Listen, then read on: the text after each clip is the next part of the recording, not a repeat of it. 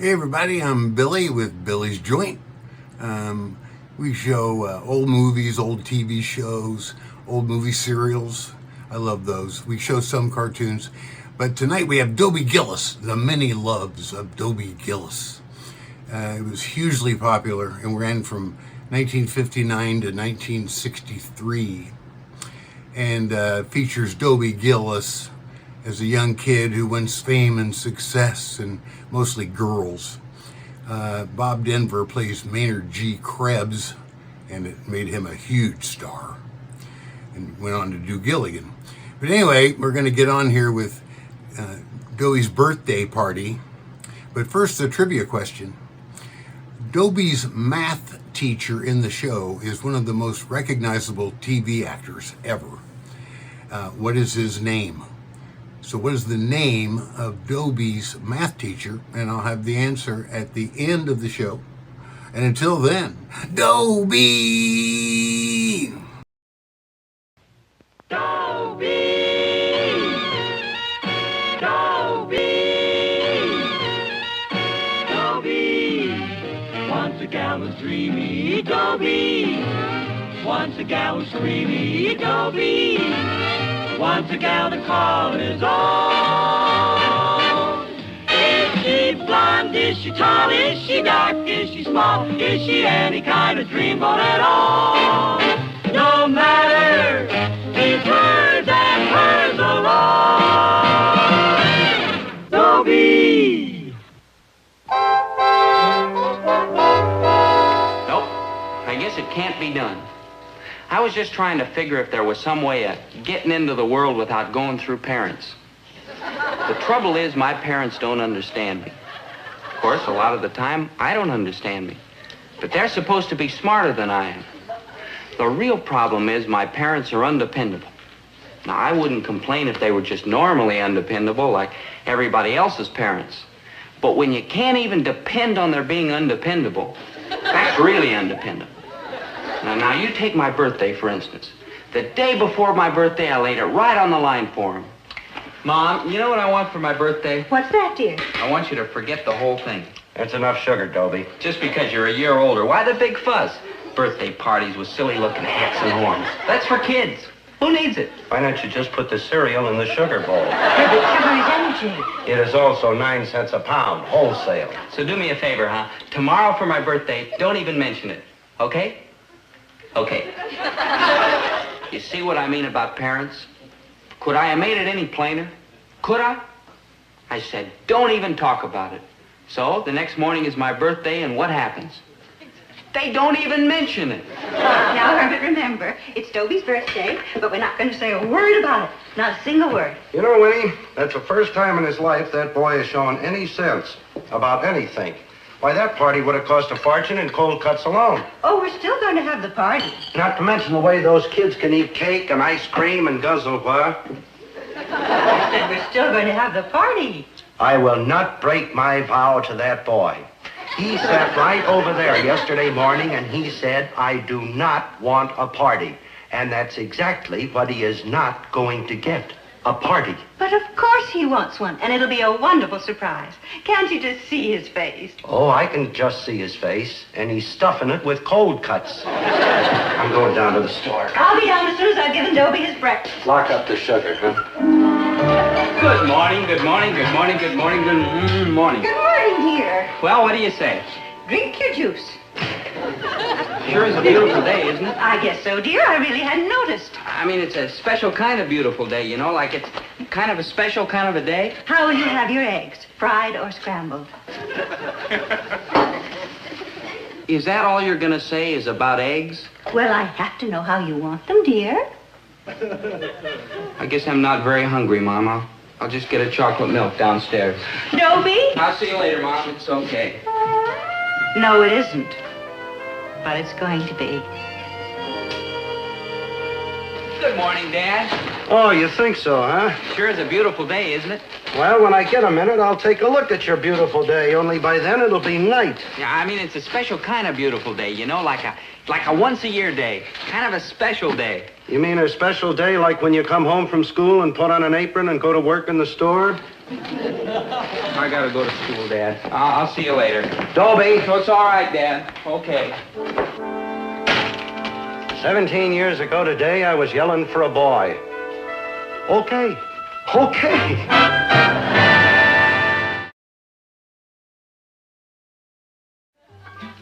Maynard? Yeah, I hear you, Big Daddy. Do you ever have any trouble with your parents? Oh, I got like trouble with everybody's parents. I keep slipping them the shovel, but they don't dig. Especially mothers and fathers. I mean, how much would it cost them to say happy birthday and give me a couple of presents? Man, it really turns you on, don't it? It's not like I wanted anything big. I'd have taken anything. Just a token. Like a cashmere jacket, maybe. You owe some records. Or a cashmere sweater. Owe some records. 2 lousy presents. And what do I get? Happy birthday? No, not even happy orange juice.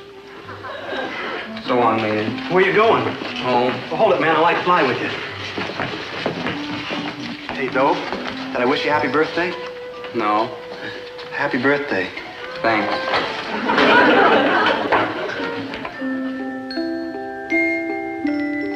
Oh, dear.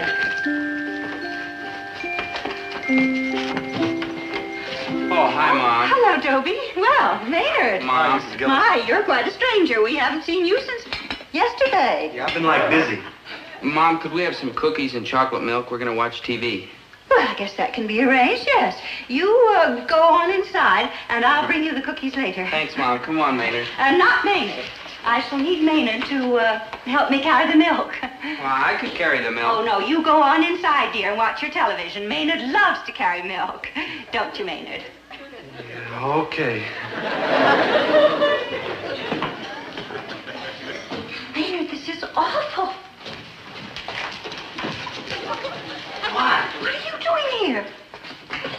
I was like invited. I told you yesterday that I wanted you to keep Dobie out of here. Mrs. Gillis, I'm like confused. He's your son. He lives here. Maynard. I know it's tough, but those are the breaks. Maynard, the surprise party, remember? Surprise party? Oh, yeah. I remember the surprise party. They'll be here at 6 o'clock. And that's why I wanted you to keep Dobie out of here until 6:15. Oh, now I dig. You want us to keep Dobie out until 6:15. Mrs. Gillis, I'll have him out here so fast it'll make your head swim as soon as we eat these. And don't bring him back until 6:15. Why send for the Marines when you can get Maynard G. Krebs?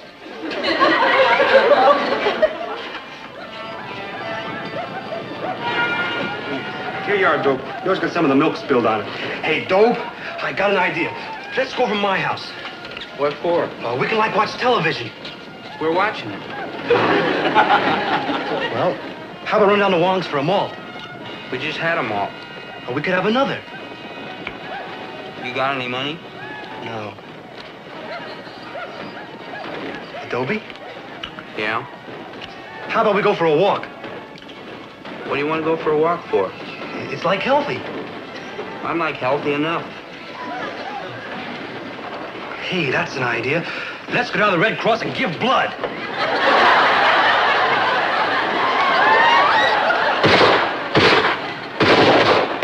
Hey, did you see that? Man, that's shooting. I got it. Let's go down and shoot some pool. Come on. Oh, I'm not allowed to shoot pool. Well, we could play handball, stickball, hopscotch. Maynard, what's the matter with you? Me? Nothing's the matter with me. Then sit down and watch the picture and shut up.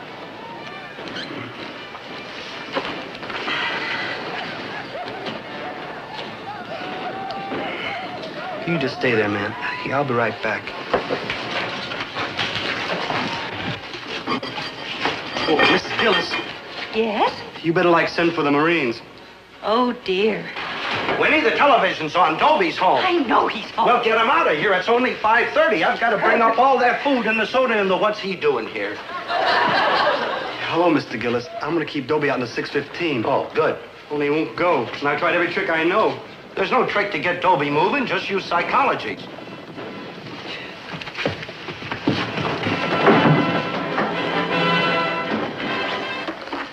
Dobie, I was thinking, as long as you're not doing anything, maybe you'd give me a hand down in the store. What? I got a big order to fill. 50 ham sandwiches. Oh, gee, I almost 2 quarts of forgot that. potato Maynard and I salad, have to go out. 6 Come on, cases Maynard. of potato I'd love to help chips. you, Dad. This is important. Real important. Yeah. Right?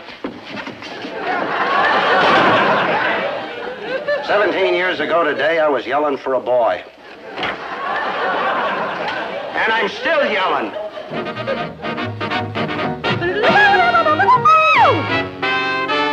Why'd you tell them to forget your birthday party? So they wouldn't forget it. Oh. Oh, life's a shambles. That's what it is. I'm going home. Wait a minute, Dobe, you can't. I can't what? How can you go home? It's not 6 o'clock yet. What's that got to do with it? Well, you know, it's like you go home now and it's down to the salt mines. What salt mines? The store, man. The sandwich and potato salad factory. Oh, yeah. Yeah. Yeah, I forgot. I better go home anyway. No, Dobe, wait. There's nothing to do. We'll find something to do. We'll, look at girls. Ah, who wants to look at girls? What girls? Oh, the park's crawling with them. We'll just sit here and look, okay? Okay.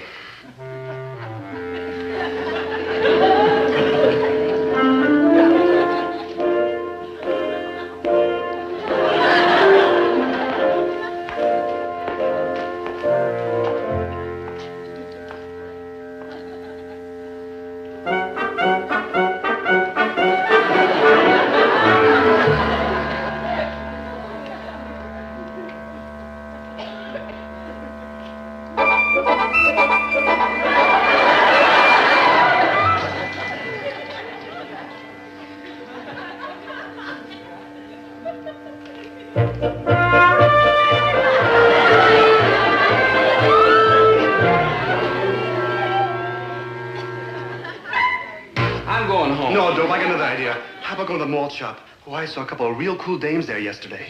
How cool? Yeah, frosty cool. Okay. You know, what if there's no girls? We could have another malt. With what? We're broke. Dobie, we can always get malt money. Oh, that's right. Good old Georgie.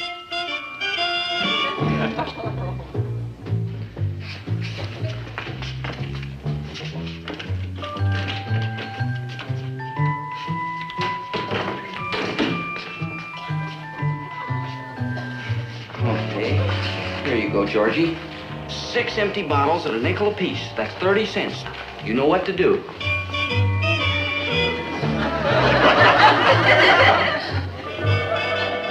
Oh, hello there, Georgie. How are you tonight, huh? Hey, you're doing a pretty good business in bottles, aren't you? There you are. A quarter and a nice, shiny nickel. Pretty good, huh? What are you doing, Dope? Making a note. I keep tabs on all this bottle money. Someday when I'm very rich, I'm gonna pay Dad every penny I took out of here. Gee, you're a great human being. Let loose, Georgie. Let loose. Okay, now, there's a nickel for you and a quarter for me. Georgie, if I told you once, I told you 100 times. You got no overhead. It's all profit. Yeah. They're Dobie's bottles. They've been in the family for years. So long, George. Someday I'll get my own bottles and go into business for myself. Big special. Coming up. Where's everybody? I don't know. I think they went to like a birthday party. Sure. Some guys get parties. And then there's me. Yeah, heavy on the chocolate, huh? I already put in strawberries. Oh, yeah, cool. Some birthday. Hey, Dobe, did I wish you happy birthday? Yeah, Maynard. Thanks anyway. Oh. Fun fact, Dwayne Hickman, who played Dobie, tried to cash in on his fame, which was very common back then with the sitcoms and the teen idols and stuff, you know. So he made an album, and he also made 3 singles.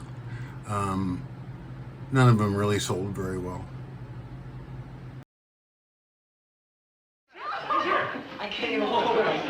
Hey, quiet, everybody.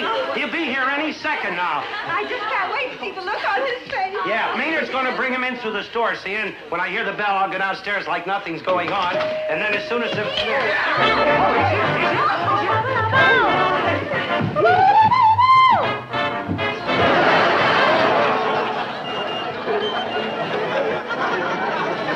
I don't want another malt, man. They're coming out of my ears. Okay, then we'll have a Sunday. Charlie? I hear you talking. Dobie, don't you think you ought to get back to your pad? What for? It's where you live. It's where I live. If I never came home, they probably wouldn't know the difference. Sure they would. Man, if all that food left over. Maybe I won't ever go home. Then they'll remember my birthday. Ain't you even gonna go home for dinner? Who can eat with a broken heart? Wait till I get my hands on that Maynard. I told him 6:15. It's after 7 o'clock. Hey, scramble! Again? Yeah, that's it. All right.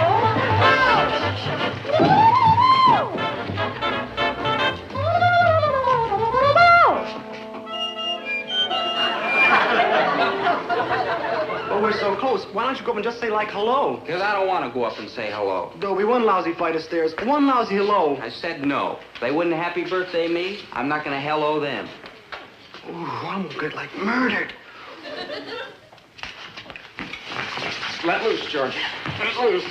Hey, Dobe, it's your mother and father. Just go upstairs. Don't say hello to them. Just nod to them. Here's your nickel. No.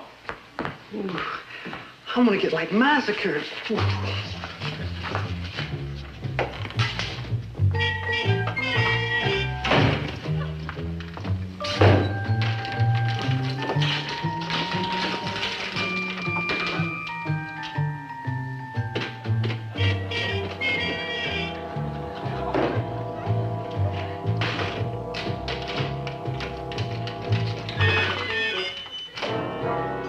Georgie, this is a 400-pound test padlock, and I have the only key. True? You are 5 years old, 3 feet tall, and have an honest face. True? Then why is it I get the feeling that you are taking my bottles? I'm not saying you are taking them, Georgie, but if you are, do you know what you're gonna get? Uh-huh. A wagon to haul bottles in.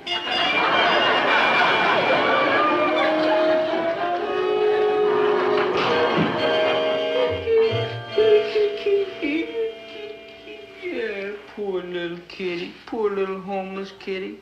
Your troubles are over. I'll make a home for you, feed you. You'll have somebody to take care of you.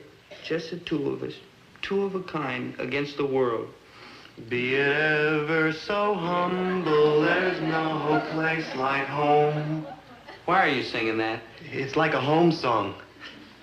Listen, Maynard, I'm not going home. Now, will you just clam up and stop trying to talk me into going home? I'm not trying to talk you into going home. Why would I try to talk you into going home? Well, might as well go home. Yeah. What's the matter? It bit my hand. Same hand that Georgie bit? No, the other one. Everybody's against me. Kids, cats, people. Dobe? I am not going home.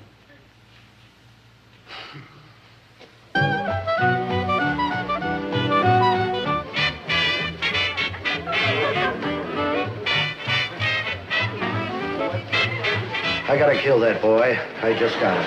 Dobie doesn't know about the party. Maynard's the one who's supposed to get him here.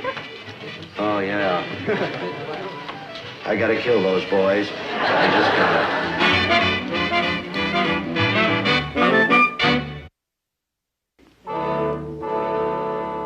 Home, home, sweet, sweet home. Just give me, oh, give me the pleasures of home.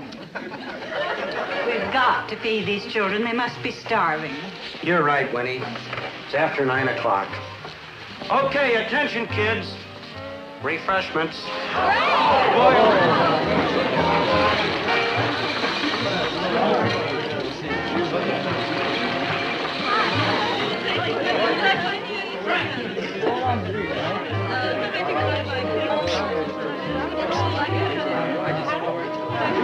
Yes, sir. No place like home. Yeah, especially like now, when there's like nothing else to do. You want to hear some music? Yeah, sure, sure. But let's go home and hear some music. Well, I thought maybe we could kill some time at Riff Ryan's record shop. Yeah, like cool, Daddy-O. Let's go to the record shop. But if you'd rather go home... Oh, no, let's go hear some progressive. Okay. Oh, no, come to think of it, Dobe. I'd rather go home. Come Well, on. you wanted to go to Riff Ryan's. We'll go to Riff Ryan's. No, Dobe, Oh, I'm gonna get, like, slaughtered. Ooh, Dobe.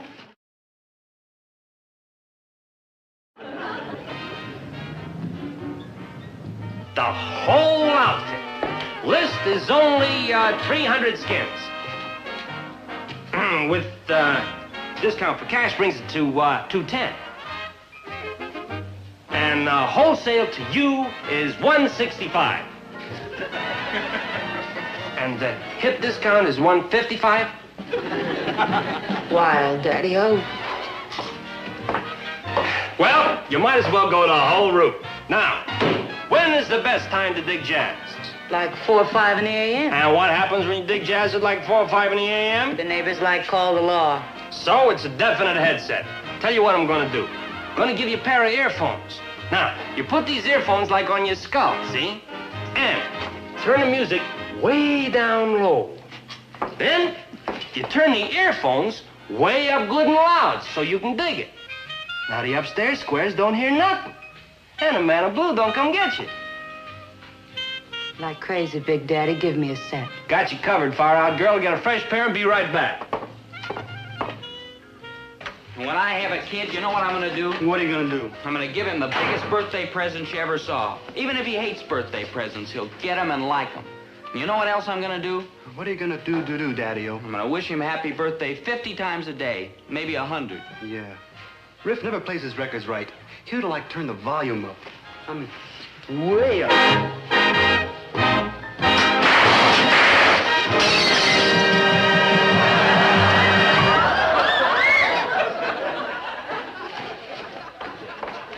What's the idea, Maynard?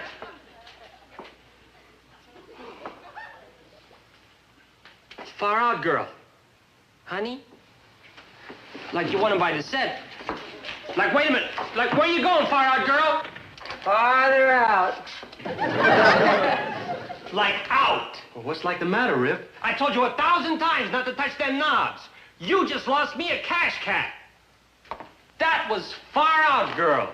That was the Far Out Girl? Like, yeah. She only works because she's a protest cat. Her old man's like in the millionaire business. And I just got hi-fi on her back. I had her coming in week after week for albums, for diamond needles, for anti-static spray, multiple speakers. And then finally I got her hooked on stereo. That's a lot of bread to me, man.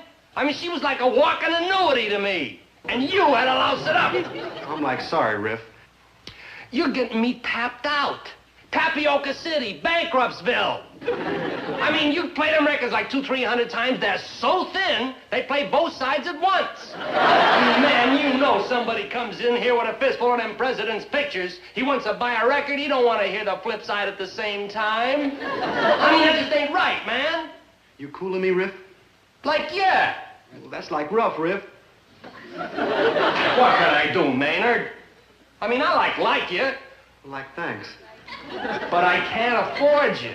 I mean, I got like a wife. And like... Like kids?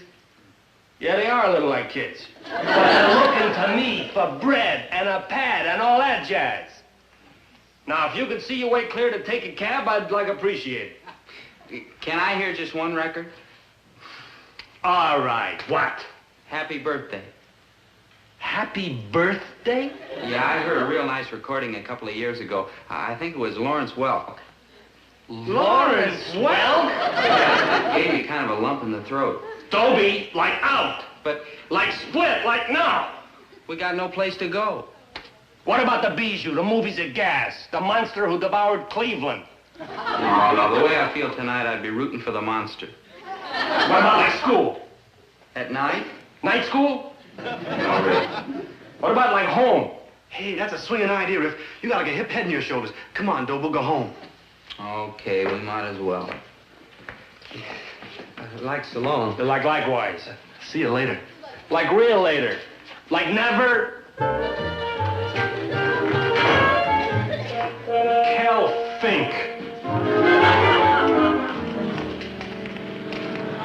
You want to come up? No, but I think I'd better. Hey, look, somebody forgot a pickle. Maybe I could mail it to him. No. I haven't seen such eating since the mess hall. Well, they're healthy kids. That's right. Everybody's got healthy kids but me. Mine, he's sick. Why, Herbert? Well, what else can you say about a kid that doesn't even show up at his own birthday party? It's like over, huh? I ought to, like, break your neck. What's all these dishes? Did you have some people over? Yes, we had some people over. We had a lot of people over, and they ate a lot of food, and it cost a lot of money. Dobie, you missed your whole birthday party. Party? You mean you went to all this trouble just because it was my birthday? Well, naturally. Mom, how many times did I tell you? Birthdays are for kids. What did you and Dad have to go and give me a party for? Who needs it?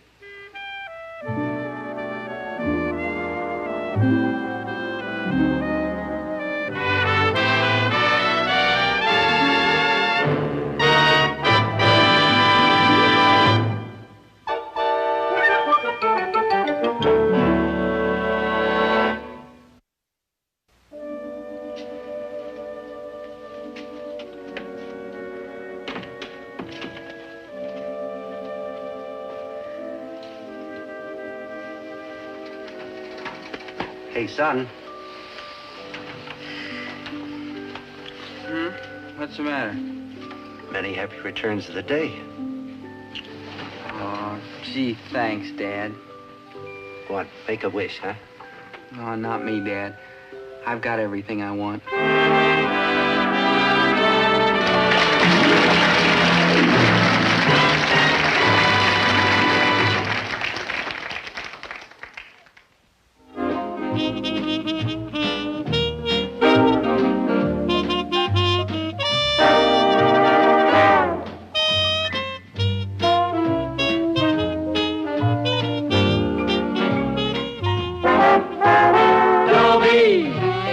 Once a gal was dreamy, Dobie. Once a gal was creamy, Dobie. Once a gal to call his own. Is she blonde? Is she tall? Is she dark? Is she small? Is she any kind of dream one at all? No matter. Very, very fun fact. Maynard G. Krebs. The G stands for Walter, his aunt. The G stands for Walter, his aunt. That's what they say. And when asked about it, Maynard says, my mom didn't spell too good.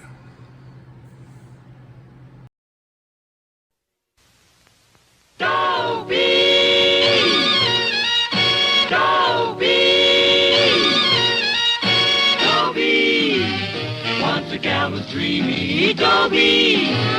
Once a gal was creamy Dobie. Once a gal to call his own. Is she blonde? Is she tall? Is she dark? Is she small? Is she any kind of dreamboat at all? No matter, he's hers and hers alone. Dobie.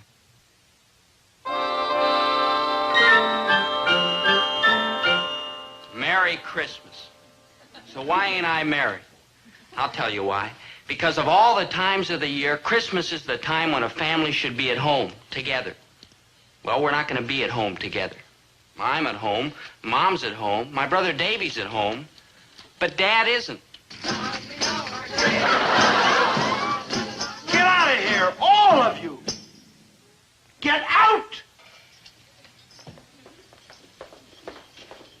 Hey, shut up. What are you trying to do, louse up the Christmas Day dinner? Don't say that word. Dinner? Christmas! You said it. Now bite my tongue out. Good. As long as you don't do anything to louse up those people bringing over that turkey dinner tomorrow. I don't want a turkey dinner tomorrow. Well, I do. Why do you think I get myself arrested on a Christmas Eve? Ain't easy to get arrested on a Christmas Eve. Knock it off, will you? All I can say is I went to a lot of trouble for this, so don't you do anything to louse it up or I'll... You what? You what? Yeah. What's going on here? What's going on here? I saw you, Gillis. You were out of your cell. Now, wasn't it nice? Come on now, why don't you stay out? Go away. Gillis, be reasonable. We've been reasonable, haven't we? Answer me that, haven't we been reasonable? I told you before, I am staying in here until Christmas is over. Gillis, for the last time, we'll take you home. I'll take you home. In my own car. The official one. I'll even let you blow the siren. Gillis, please, let us take you out of... Will you shut up? I'm sorry. This man's got me half out of my mind. As a matter of fact, he's got the whole city administration half out of his mind. If the city administration had half a mind to get out of, I wouldn't be in here. But I'm in here, and here I stay. Hey, this guy's gonna do us out of a Christmas dinner. Chief. Oh, Judge, I'm glad you got here. I'm afraid this Gillis has got us licked. He may have us all licked. The Daily News is writing a story about me, calling me the world's meanest judge, because I threw Gillis in jail on Christmas Eve. What? Gillis deserved it. The Daily News is just playing politics. Yeah, the kind of politics that can get us out of office next election. Now, look, let me handle Gillis. I'm going to take care of him, see? I'll get down on both knees to him if I have to. Nice singing, folks. Keep it up. Come on. Hello, Mr. Gillis. Good night, Judge. Glad to see you're in a better humor today, Mr. Gillis. Don't kid yourself about my humor. All right, Mr. Gillis, if that's the way you feel, stay mad. That's your privilege. Well, I'm not going to get mad. No, sirree. I said if that's the way you feel. Will you shut up? Voters. Oh, no. I'm sorry. I didn't mean that. Sing deck the bells. Gillis, you're a bad influence in this jail. Want to add 10 days to my sentence? You have no sentence. I'm revoking it. I'm revoking your revoking. If you don't get out of here, you're in contempt of court. I'm not in court. But I am the court. I am in contempt. Gillis, be reasonable. Look at it this way. You're not really mad at me. No? Well, the chief here. No. You're really mad at Christmas. No. What was that? I am not mad at Christmas. I am mad at people. People? People at Christmas. Yes, I know what you mean. I'll admit that when you came into my court yesterday, a little mad at people at Christmas. Well, I was a little mad at people at Christmas, too. And I dealt with you a little severely. A little too severely. I was wrong. There, I've said it. Thank you, Judge. Good. I'm glad it's all over. We'll just forget the whole thing. You forget the whole thing. I'll stay here. Well, but Gillis, you can't stay here in this bare cell till Christmas is over. Why think of your family? I am. Good. That's why I'm staying here.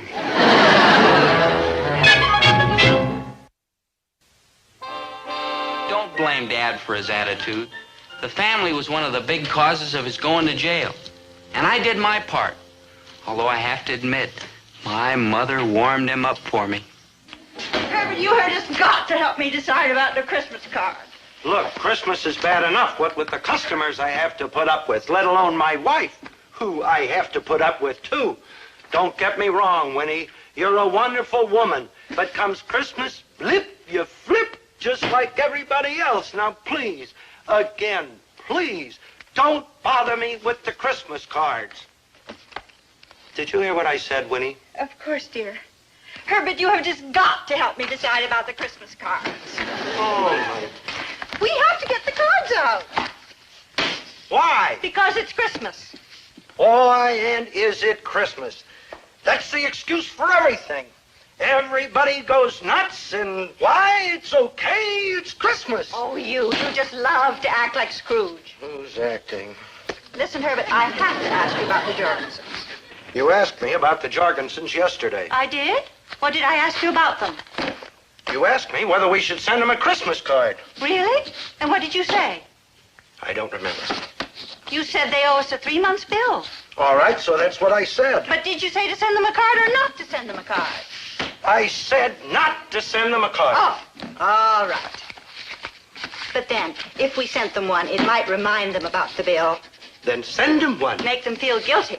Merry Christmas. Does that mean yes or no? I said send them a card. Oh, all right. But then 3 months is an awfully long time for them to owe us. Goodness, they might think we didn't mind. Then don't send them one. Okay. But then, Herbert, it is Christmas. then send them one. Goodness, I only said it's Christmas. I know it's Christmas, and how do I know it's Christmas? Because my wife can't send out one Christmas card without calling a top summit conference. And old Mrs. Muller comes in here 4 times a day and gets the same thing she gets all year round. But now they are presents for people. And will I please gift wrap them? And why? Because she wants to get free Christmas wrapping paper. Well, would do that? No, you don't. This is a salami. Mrs. Muller buys a salami every week of the year. But this week, it's a present for her sister-in-law in Detroit. And will I please gift wrap it? Here, let me. She was in here a little while ago and wanted a can of sardines. Gift wrap for her nephew boy in Phoenix. Here, put your finger. There. Now we can get started checking. Good. The Christmas card lists. Yeah, Mom didn't help Dad's temper any. But let's be honest, neither did I.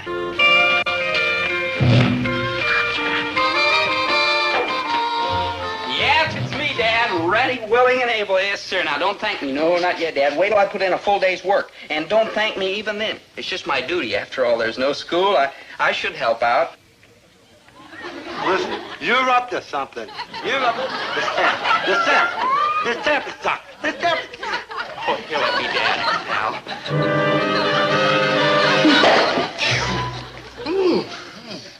It's funny. I don't see how it could stick to a moist surface. My tongue happens to be a dry surface. I've licked over 2,000 of those things. Oh, well, that's something I can do. All right, boy, what are you up to? Huh? You are my son. A tall, strong, healthy, all-American boy and as lazy as a hound dog in possum season. So anytime I see you in this store wearing an apron and ready to go to work, I want to know, what are you up to? Ah, Dad. Speaking of Christmas presents... Nobody was. I can't figure out what to get Maynard. I have a suggestion, but how are you going to hang a bath on a Christmas tree? No, seriously, Dad, what's really bugging me is what to get Mom. What are you giving her? Well, I haven't made up my mind yet. I was thinking of getting her a washing machine, but I don't think so. I think I'm going to get her a dryer. A clothes dryer? Yeah, she needs that more than she does a washing machine. After all, her scrub board's only 6 months old. Dad, listen. Don't argue with me, boy. I remember distinctly. I got it for her last August for her birthday. Dad, you don't understand women. True, an understatement, but basically true. Of course, I know a little about them, or you wouldn't be standing there. Well, I think that you ought to get her something to remind her she's a woman. I have ways. You know, I mean, get her something gay, glamorous, frivolous. I already did. You. No, seriously now, Dad. What would you suggest? You could get her something, say, from Paris. Well, if the French happen to make a good clothes dryer, I'll buy it for her. Oh, speaking of presents for women, reminds me.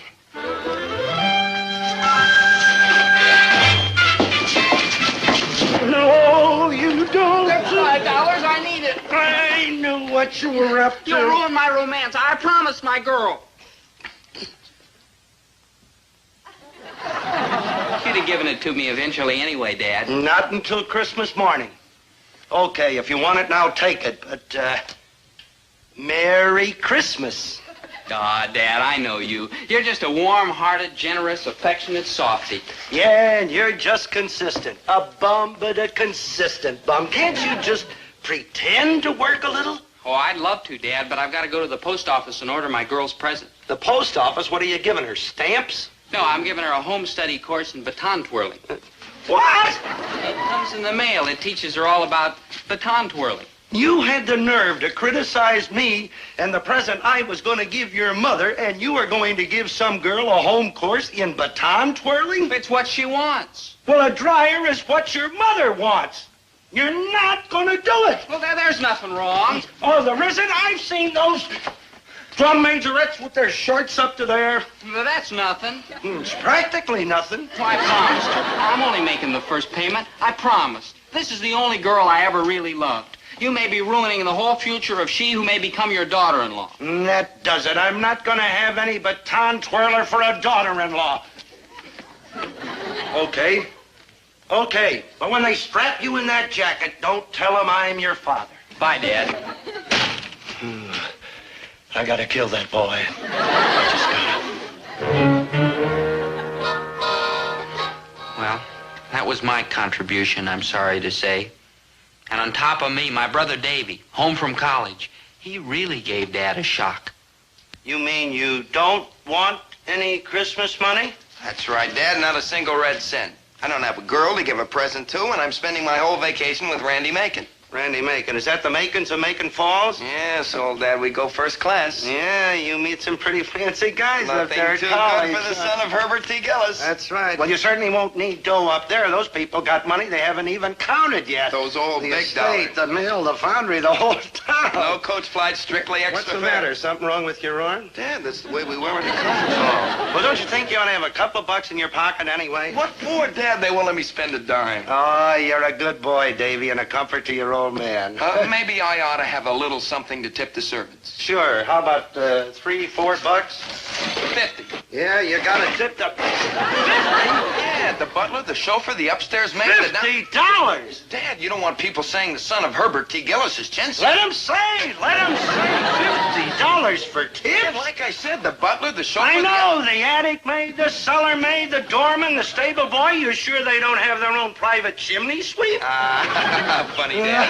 Not $50 funny. Oh, Dad, I know you. You're nothing but a generous, warm-hearted, affectionate old softy. Yeah, and I've heard that, too. Okay. Here, from your generous, warm-hearted, affectionate, old softy, soft-headed Dad. Thank you, Dad. Incidentally, if that butler gets out of line, give me a call. For tips like that, I'll buttle all over the joint. You kill me. I could always swear he asked me to.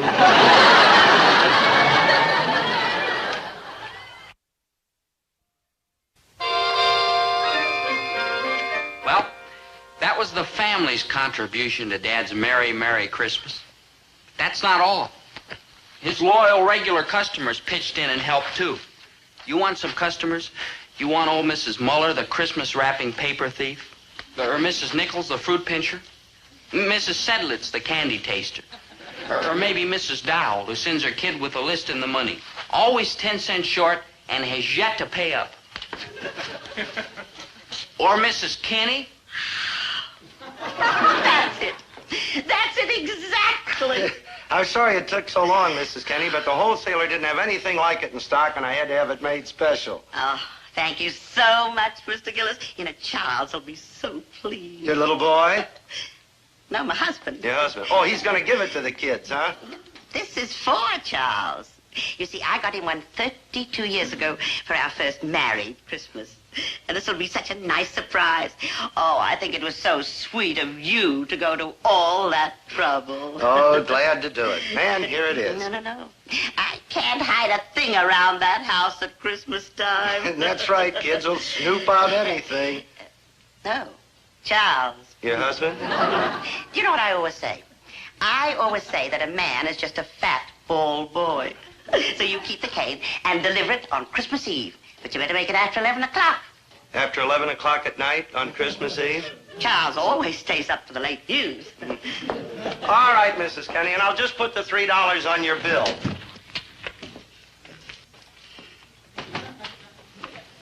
$3? Well, that's what it cost me. $3? Why, I didn't pay more than a dollar and a half for the other one. But that was 30 years ago. 32. Honest, I'm not making a penny. I certainly wouldn't pay $3 for a silly thing like that. Well, they won't take it back. Well, it's going to spoil my entire Christmas. Now, you wouldn't want to do that. What am I going to do with it? Sell it. To who? Anybody would want a nice thing like that for a dollar and a half.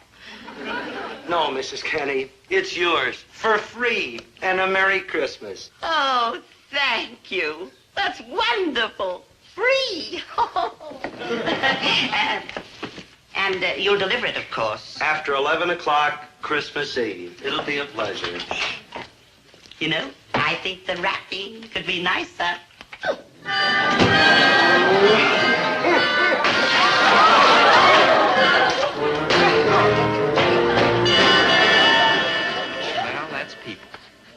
Sometimes it makes me wonder if I really want to grow up and be one. Dad says a small business isn't called small because of the amount of business you do, but because of the people you do it with. Thank you, and call again. And honest, that scale was checked just yesterday morning. Like hi. Like Merry Christmas? Like Merry Christmas, and what do you want, Maynard? This is my dad's Christmas present, and I want to hide it here so he won't find it.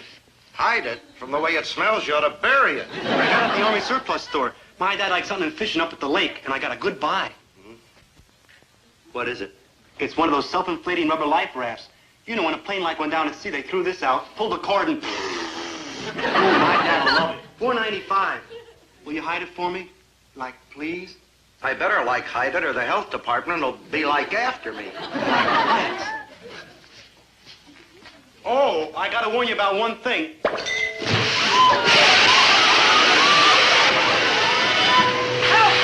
Maynard! Yeah, that's the thing.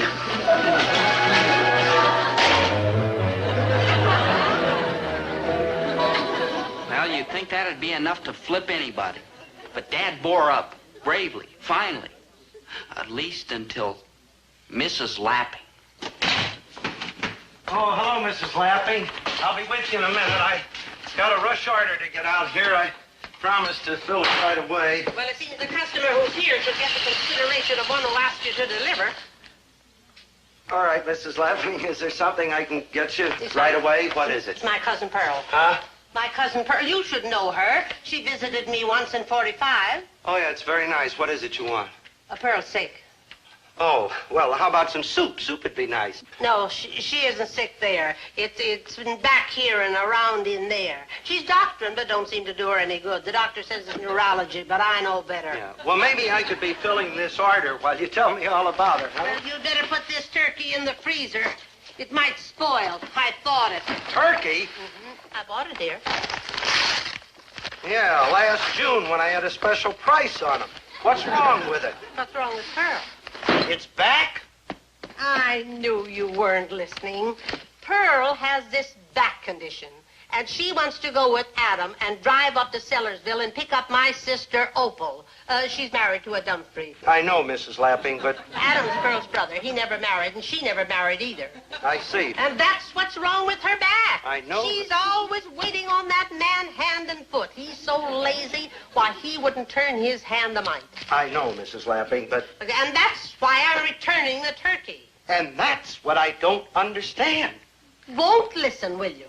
Because of Pearl's back condition, they are not coming to my house for Christmas dinner. We are going there. But you can't refreeze a turkey. I know that. That's why I'm returning it. But I can't refreeze it either. I bought it here. I know you did, and you paid for it, and it is yours. I just returned it. What am I gonna do with it? It's your turkey. No, it's not. Well, you can sell it to somebody. No, I can't. Yes, you can. If you were more cooperative, people would come in and you'd cook. What I mean is that everybody already has their turkey. Is that my fault? Is Cousin Pearl's back my fault? It's Adam's fault. I told you before that. You just won't listen, will you? I bought it here. All right, Mrs. Lapping, all right. You know you can sell it easy. Maybe. You've known that all along. 18 3/4, and the price last June was 49 cents a pound. Here it is, all figured up. Yeah. Hey, just a minute. You got this figured at 69 cents a pound. That's what it is. That's what they are now, but they were 49 in June. I can take you outside and show you a sign in your window that says turkey 69 cents a pound. That is what they are now.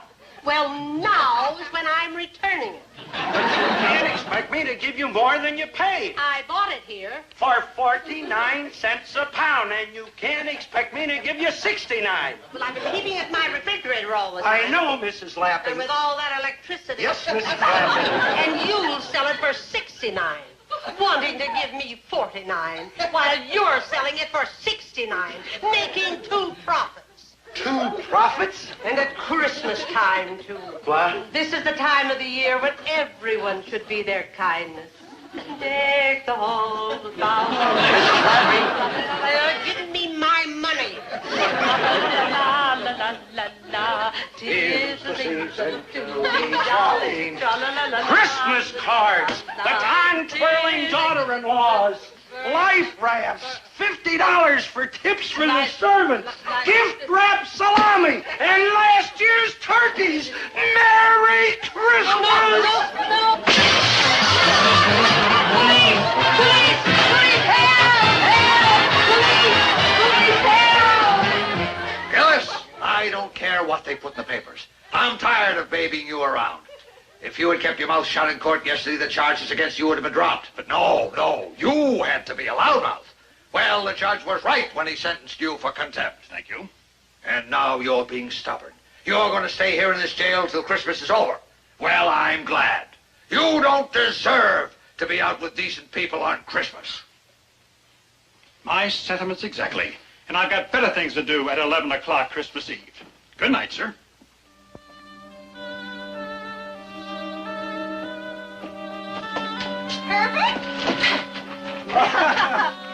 Hey, I didn't want you all coming down to a place like this. We brought you Christmas dinner, Dad. Yeah, and a tree. Naturally, we're all going to spend Christmas together, no matter where. Yeah. Well, you were supposed to go to a dance tonight. Shouldn't you be up and making falls? They gave all that up to help me in the store.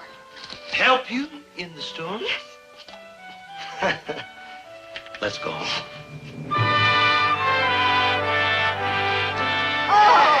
Hey, Merry Christmas, huh? Yeah. Hey, listen. Christmas carols. Shall we invite them in for coffee? Yeah. Okay. It's the season to be jolly. Fa la la la la la la la la. Don we now our gay apparel. Fa la la la la la la la. Sing an ancient Christmas carol. Fa la la la la la la la.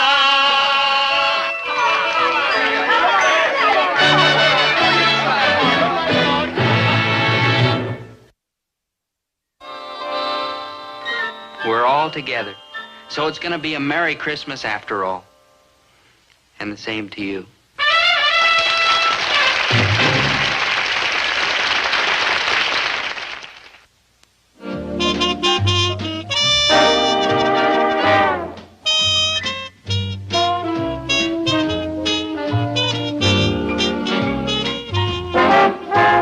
Dobie, once a gal was dreamy, Dobie.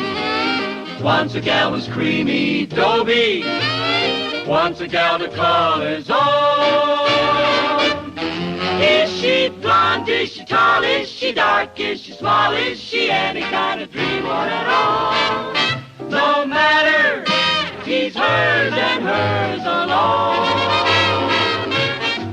'Cause Dobie has to have a girl to call his own.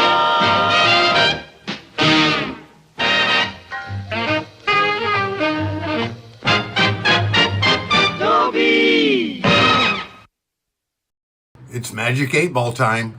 Ooh. 8-Ball, do I ask you too many questions? Do I ask too many questions? And the 8-Ball says, absolutely. Anyway, back to the show.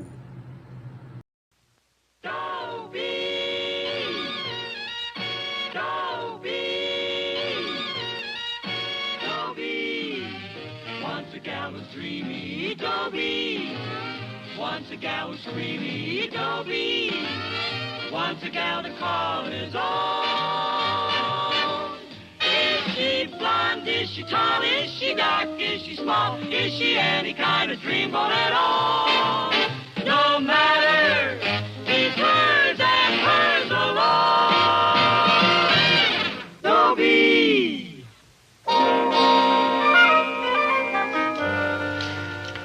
I've got a girl named Faylen Manager and a father named Herbert Gillis. A money-mad girl and a money-mad father. She gets mad when I don't have any, and he gets mad when I ask for any. The only solution is to go to work. But that's no solution. Now I don't have anything against work, mind you. I just figure, why deprive somebody who really loves it? But somehow or another, I've got to get some money because next week is the junior prom. which is only the most important event of our high school career is all. But how can I get Thalia to go with me? Maybe if I kind of took her by surprise, swept her off her feet. You know. Thalia, I just had a great idea. Guess what? No. You won't guess? No, I won't go to the junior prom with you. Very well, Thalia. The answer is no. Just say so. I just did. I mean, all you have to do is say no, and I'll drop the subject. Just a plain, simple, honest, straightforward no. That's the way you feel, and I won't say another word about it. No! I beg, Thalia, just come right out with it. You can be frank with me. I love you. Look, don't bring me posies when it's shoesies that I need. Thalia. Huh? What's that mean? Love doesn't butter any parsnips. Oh. What's that mean? It means that it's very nice that you love me, and I'm very appreciative, but do you have the money to take me to the junior prom? Well, yeah, sure, of course, practically. I know you, Dobie. I want facts, no shilly-shallying. Thalia, my heart, my love, I'm sure I can get the money. Oh, sure, you were sure last year when we went to the sophomore prom, and we didn't even get there. We did, too, get there. Not inside. Now, look, I am not dancing on the sidewalks this year. I'm going inside, which means tickets, which means money. And where is it all coming from? Would you like me to go outside and earn it? Of course I wouldn't like it. I'd hate it. What'd you have in mind? You would like it. You'd like it fun. I wouldn't. Yes. It's just that, well, maybe I'm strong enough to rise above my natural feeling. Oh, you are absolutely, definitely psychotic. Yeah, and you're psychotic about money. Oh, I am not. I keep telling you that I don't care about money. It's my family. My father is 60 years old and has a kidney condition. My mother isn't getting any No, help. she isn't. My sister's married a just loafer who lives at home and eats his own weight every day. Shows every sign of becoming a public charge. I know.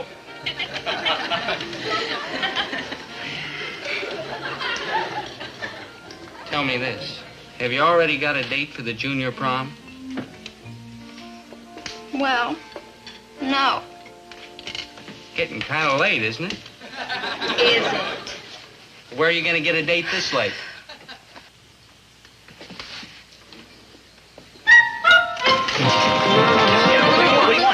Wouldn't you care to take me to the junior prom? Whoa, yeah, okay. What do you mean? I was here first. You met me, huh, Thalia, huh? I'll break my date to take you. That's more than these guys are offering. All it's like to Macon Falls and borrow my uncle's convertible. I'll saw the top off my dad's sedan. Have me, Thalia, me, huh? Well, I'll let you know. Bye.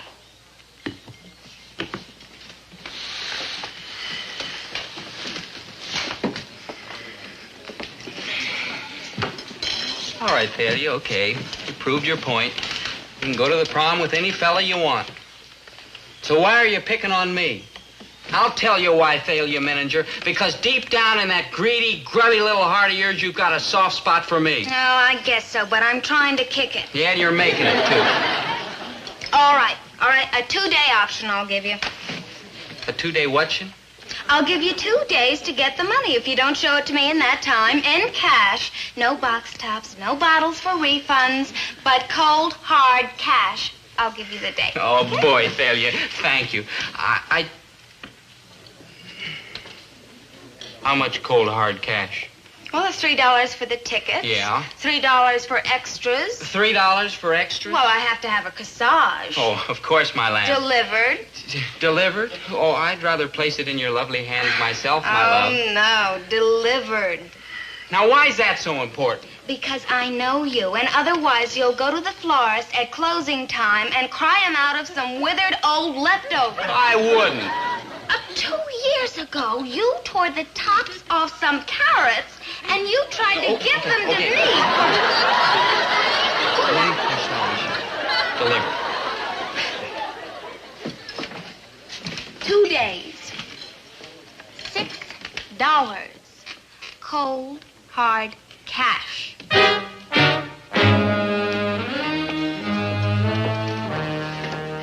don't know how cold they'll be, but they're sure gonna be hard.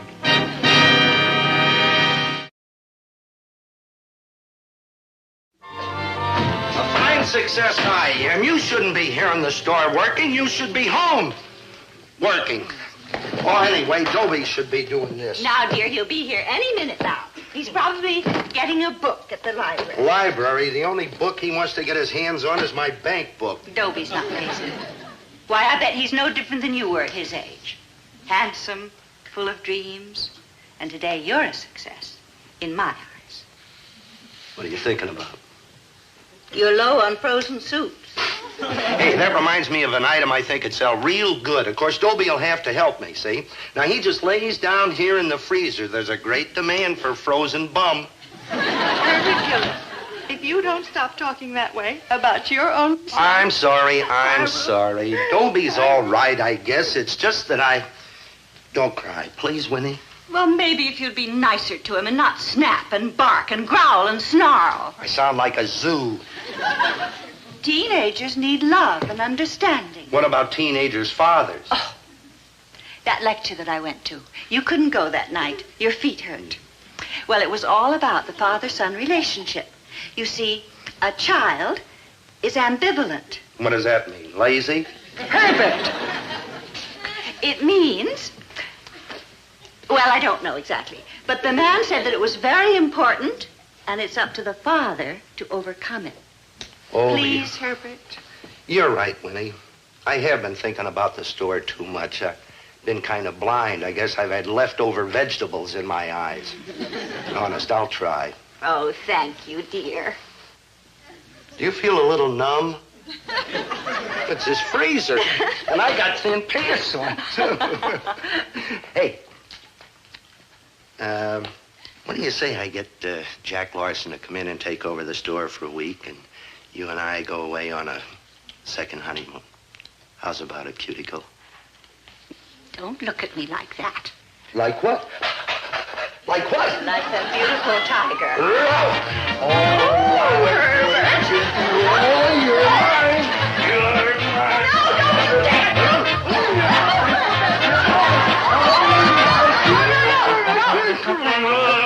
I got him, lady. I got him. Call the manager. Let go of me. I'm the manager. She... You must be nuts making passes at the customer. He's my husband. Oh, I'm sorry. Go right ahead. Hey, where are you from? Universal Imports. I'm new on the route, so I ain't up on all the patients in the sanitarium. Funny. Oh, Polish imported hams. It's about time. They were due a month ago. They're scarce. A lot of the pigs ain't trying. Thanks, Casanova. His own wife. What'll they think of next? Hello, dear. Sorry I'm late, Mom. Is Dad sore? Oh, of course not. He realizes it must have been important business. What's her name? Failure. Oh, she's the end, Mom. Fine. Your father's in the back. Mom, how can I get $6 fast? Fast? The junior prom. If I could take Failure, I'd be set with her for life. $6? Maybe your father... Oh, no, he'd kill me if I asked him. I just asked Failure. For $6? Oh, no, to go with me to the prom. She said it'd be unfair for her to say yes until I could show her I had the money. Well, why does she have to see the money? Well, because if she says yes to me and I wash out, she's stranded. Oh, she sounds very practical. Oh, she is. She even made suggestions how I could earn some money. Babysit for her aunt, wash her uncle's car, and she's giving me a week's option before she definitely decides to go with someone else. Boy, she's full of faith. I never owned $6. Maybe your father will help you. Surely you jest. Wait here. Here? Dobie's here. I'll go like the cash register. Remember your promise. Love, understanding, companionship. Please? Okay, Winnie, I'll do my best.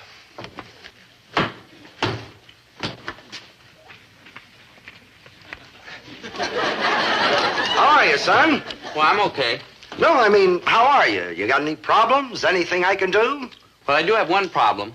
Money. Money? Money's no problem where there's love. How much do you need? $1? $1.25? No, sir. 6. 6?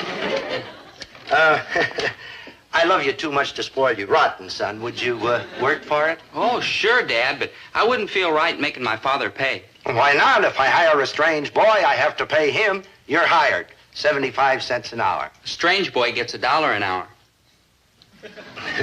Like I said, he's a strange boy. Just a joke. 75 is fine. $1 and that's final.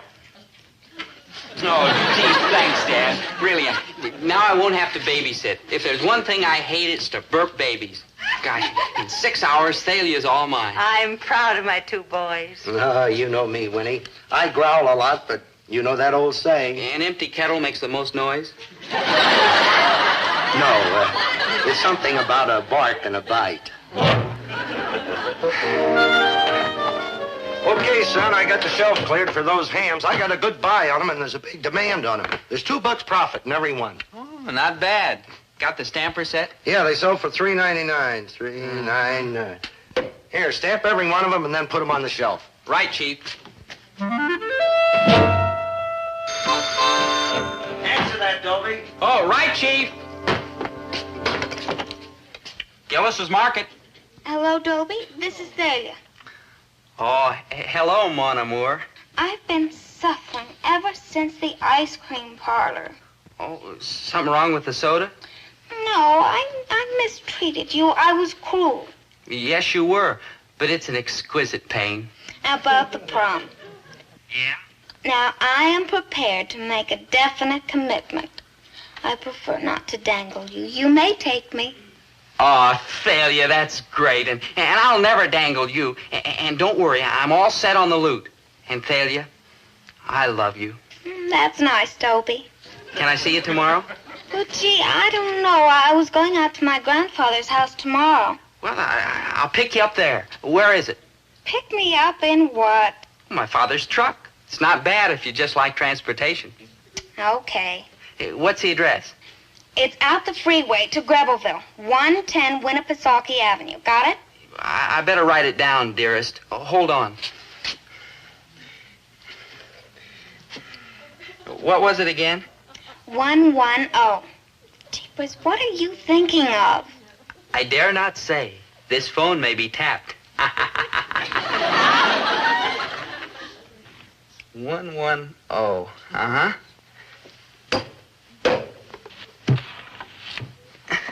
110, right? Check. Now pick me up tomorrow, say 4:30-ish. Until then, Thalia. Goodbye. Yeah, arrivederci, meine Bublitsky. Yeah.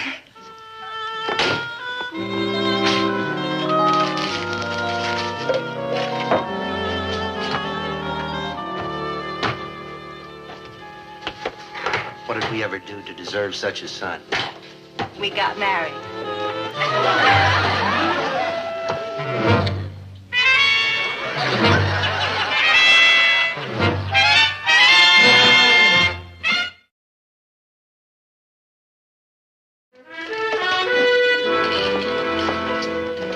Are those imported hams? Yes, Thalia. Why, they're cheap.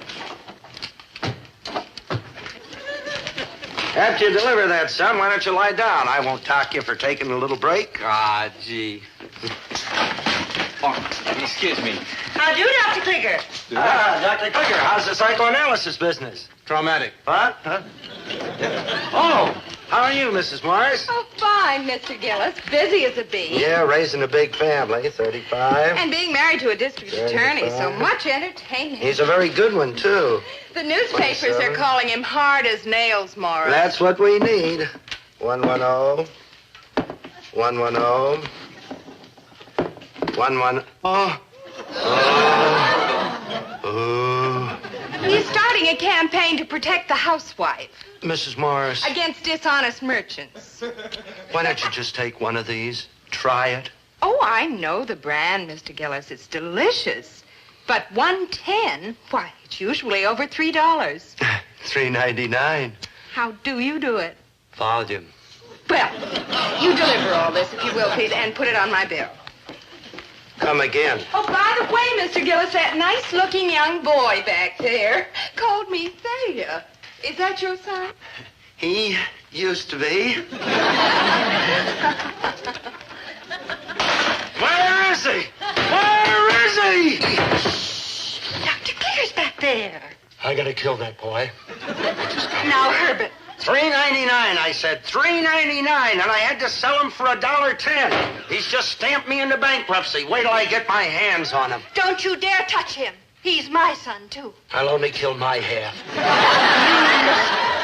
All right. So he made a little mistake. All these years you've been picking on him.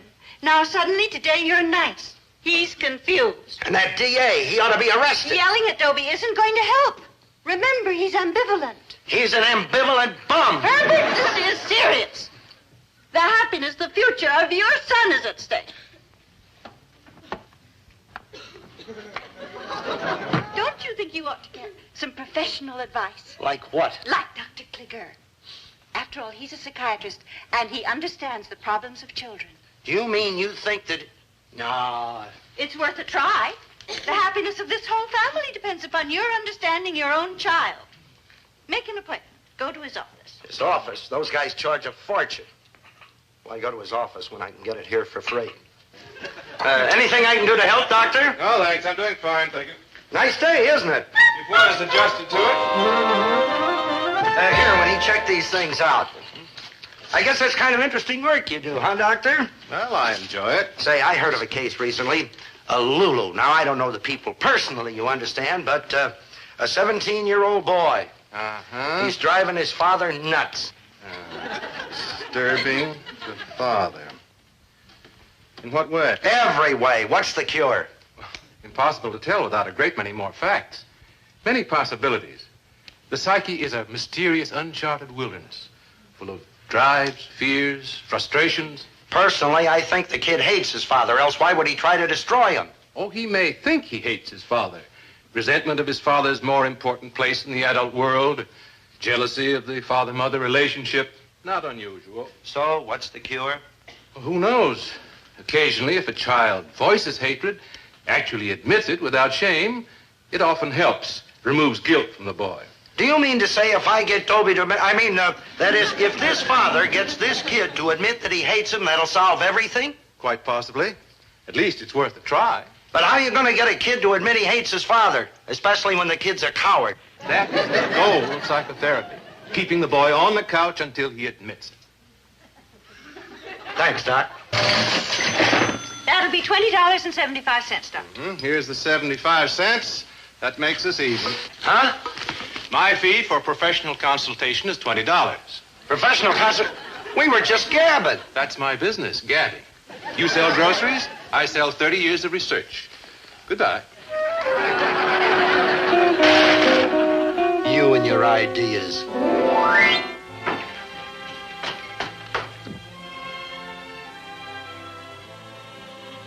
Evening, Hitch. Pretty quiet out there. Yeah.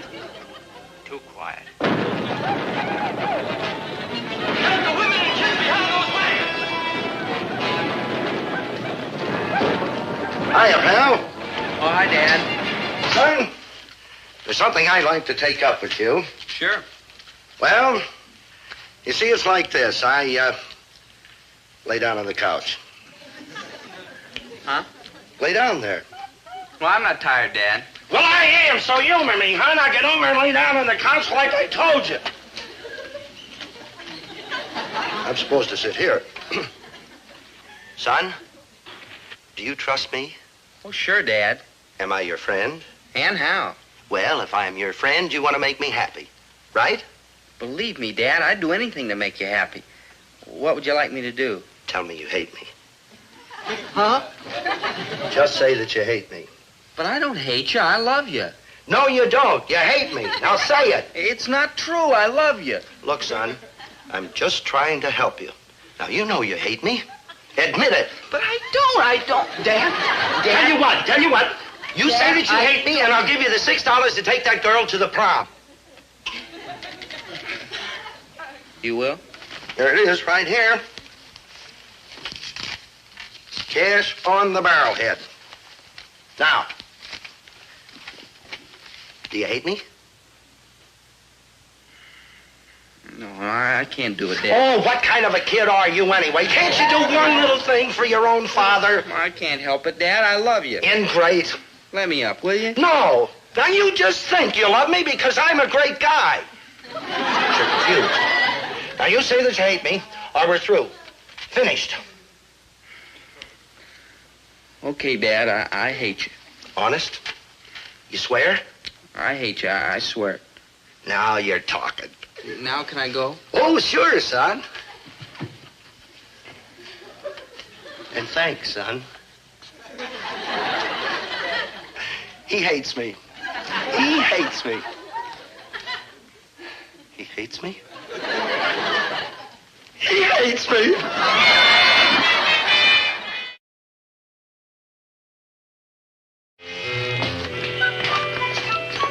Oh, hi, Dad. Good old Dad. Dad? Never mind the good old dad stuff. Let's keep it honest. You hate me. What's the use of kidding? Dad, I keep telling you. Forget it. It's clean, it's honest, it's open. You hate me, that's all. Here's a little something for you, Dad. What, a bomb? Open it.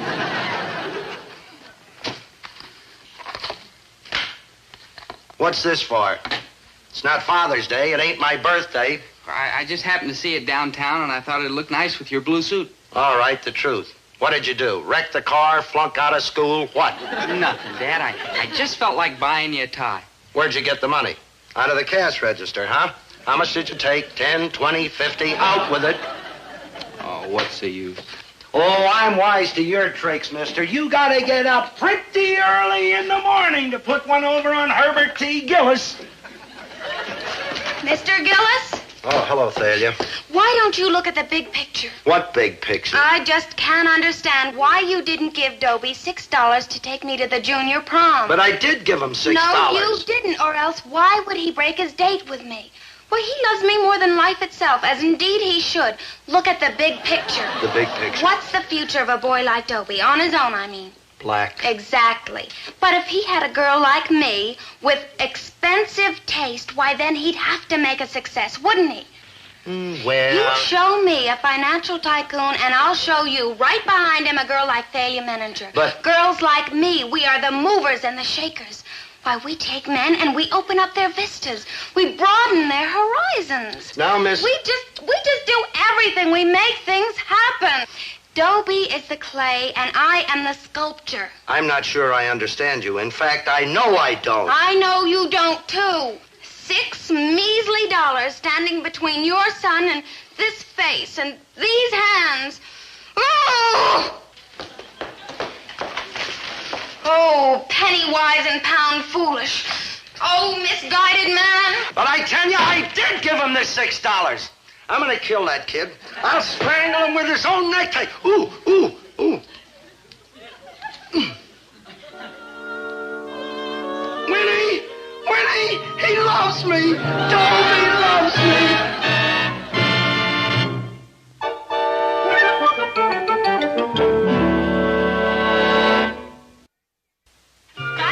Dad, I'm off to the prom. Thalia. Oh, you look so beautiful. Oh, thank you. You look very nice, too.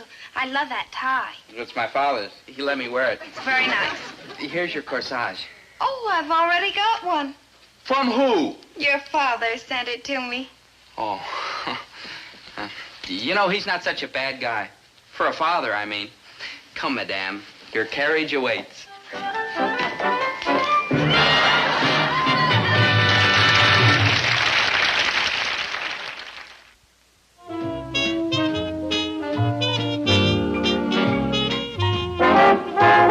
Dobie wants a gal who's dreamy. Dobie wants a gal who's creamy. Dobie wants a gal to call his own. Is she blonde? Is she tall? Is she dark? Is she small? Is she any kind of dreamboat at all? No matter, he's hers and hers alone.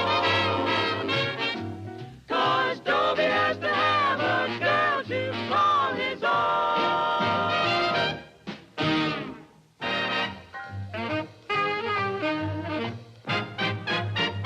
Dobie.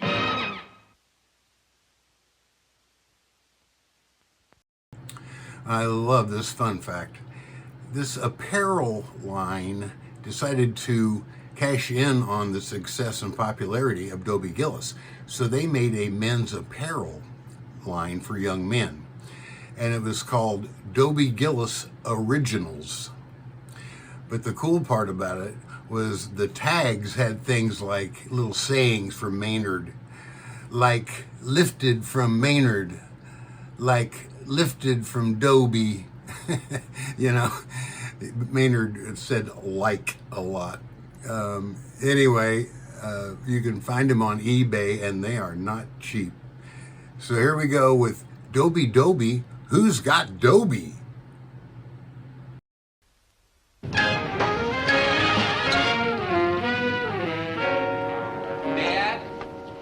Dad, did you see a book called Legal Ethics and Principles of the Anglo-Saxon Judiciary System? No, I'm going to wait and catch it when the movie comes out. It's a textbook for this legal principles course I'm taking from Professor Brinkerhoff. Pretty wild, too. He says that the law protects everybody, no matter how tacky, lowly, shabby, worthless. You rang? Oh, hi, Maynard. You're early. And I've been earlier, except I had a slight delay. I know. You slipped and fell down on the streetcar tracks at 9th and Main. You're wrong, though. Now, Maynard, don't be silly. You know that every morning you slip on the streetcar tracks at 9th and Main. People set their watches by you. Not this morning, though. You slipped on the streetcar tracks at 8th and Main? I didn't slip on the streetcar tracks at all. Maynard, I'm proud of you. I fell down a manhole. Fell down a manhole? Sue him, Maynard. Sue him. Now, Dad. No, nothing. Weren't we just talking about that legal professor of yours over at the college, and he was saying that, what's his name? Yeah, Brinkerhoff. Yeah, well, he was saying that the law is the law for everybody, even 10-thumb knuckleheads like Maynard here, no offense. No offense, but who am I going to sue? The city. Oh, you're joshing, ain't you, Mr. G? I love this city. I love its streets and alleys, its hills and valleys, its parks and sewers. This is my city. Now, hear me and hear me, good boy. If you're ever going to amount to anything, you have to think big. Never sue for anything less than $1 million. Take Fesser. Over in River Street? That's the guy. Got his foot caught in the door of a bus, sued the company for $1 million. Like, wow, and he got $1 million, huh? Well, not exactly. As it turned out, he had to give the bus company $16 for busting their door, but he got a miserable lawyer. Oh, if he'd have had a good lawyer, he'd have gotten a fortune. Like, wow, $1 million. Ooh, man, I'm like loaded. Diamond Jim. You rang? Before you start spending the money, you've got to prove that falling down the manhole was the city's fault. Sure it was. They dug it right in front of where I was walking, didn't they? Yes, Maynard. Was there any kind of warning sign in front of it? Just a little bitty one, and all it said was no trapping. I guess it must be the beaver season or something. No trapping. Yeah, and some dumbbell couldn't even spell. He put a lot of S's right in the middle. Yeah, Maynard, that was no trespassing, and you just lost your case. I didn't want to take any money from this dear city anyhow. No. I love this city. Sure, Maynard. Come on. I'll grab my books. I We'll want go to to get some school. gum. Go.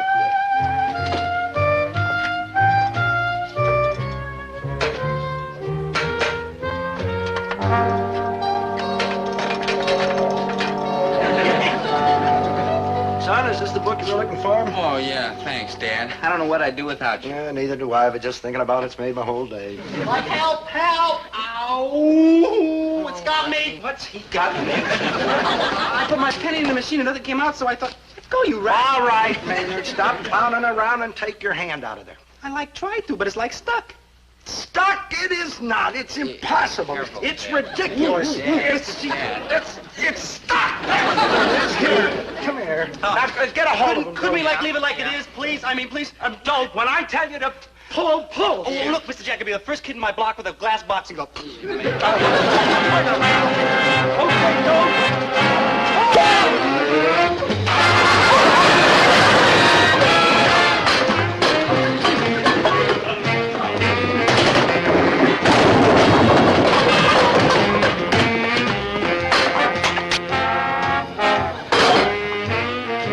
All right, Maynard? Yeah, I'm like fine, Mr. G.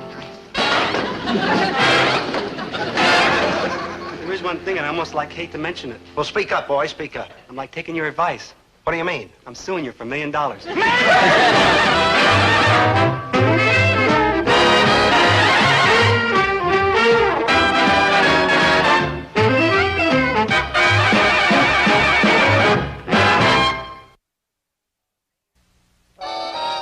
Maynard, sue my dad. Sweet, lovable, warm-hearted Maynard. That's too ridiculous to even think about. Oh, I know he said he was going to, but that wasn't Maynard. That was the pain speaking. I knew that when he came to his senses, he'd change his mind about suing for $1 million. I've come to my senses and changed my mind about suing you for $1 million.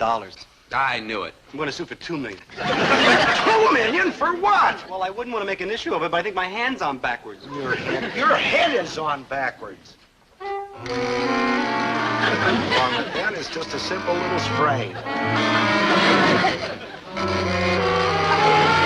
Maynard! Dad, let me help you. Maynard. Present. Maynard, I'm ashamed of you talking about Sue and Dad. Why, you're one of the family. Remember when we were little bitty kids? It was me for you and you for me. And tea for two and two for tea. Maynard, listen, you were practically brought up in this house. You were like one of the family. Why, Dad was like a second father to you. Like true. That's right. Second daddy. Never mind! Better off with these suits. Maynard, don't you remember we shared everything? Our joys, our sorrows. Our measles, our mumps. Ah, Dobe, I've been like a blind fool. Don't make that a dirty rat and I like hate myself. Mr. G, can you ever like forgive me? No lawsuits? Against my own second daddy? Maynard! Cut that eye from me! All I want to do is be a member of the family again and tea for two and like that. A member of the family. You drive a hard bargain, boy. Dad. Never mind. I was just kidding. Okay, Maynard, you're forgiven. Oh, you're like a real human being, Mr. G. Well, I guess you're not such a bad kid yourself. Gee, you're like pretty misty. We better start for school before we all get too misty to travel. Professor Brinkerhoff hates it when we're late. Yeah, well, so long. Yeah, see you later, Dad. Second daddy! An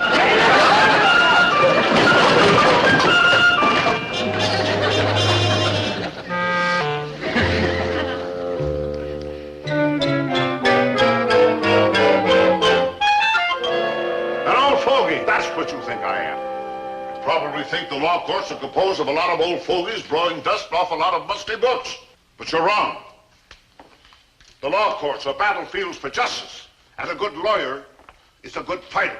He's in there punching all the time, fighting for the rights of the underdog, the poor, the meek, and the miserable. You rang?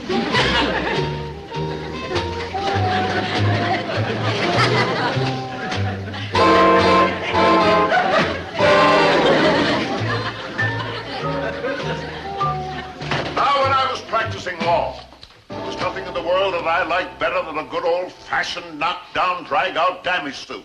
Hey, Dobe, look at the swinging bandage I got over at the infirmary. Not that I'm bandage, infirmary, accident. Who's hurt? Like me, Professor, Your Honor, sir. I caught my hand in a chewing gum machine. What's that? You caught your hand in a gum machine? It was nothing, Professor, nothing at all. What do you mean, nothing?